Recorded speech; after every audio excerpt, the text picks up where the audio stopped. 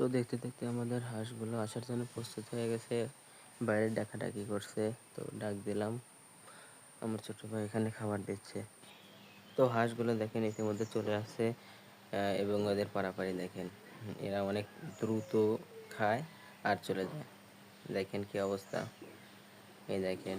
তো আপনারা জানেন যে হাঁস অনেক বেশি খায়, সেজন্য আমরা হাঁসের সুন্দর দানাদার প্রক্রিয়াজাত করে দেই।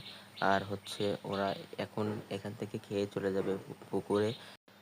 তো হাঁসের খাবার দেওয়ার দৃশ্যটা মাশাআল্লাহ অনেক সুন্দর লাগে, এবং তারা সুন্দরভাবে খায়। দেখেন কত সুন্দর খাচ্ছে, মাশাআল্লাহ।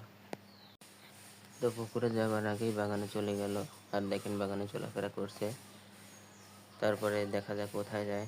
বাগানে খেতে খেতে আবার অন্য বাগানে চলে আসছে। তো এই বাগানে আবার একটু বৃষ্টি পড়লে পানি জমে থাকে। তো এখানে ওরা মূলত সারাদিন চলাফেরা করে। আর বাড়ির চারপাশে যেহেতু পানি, সেজন্য আর ওদেরকে আর আটকে রাখি না। তো এইখানে ছাড়ার মূল একটা কারণ হচ্ছে খাবার খরচটা যাতে একটু কম হয় আমাদের।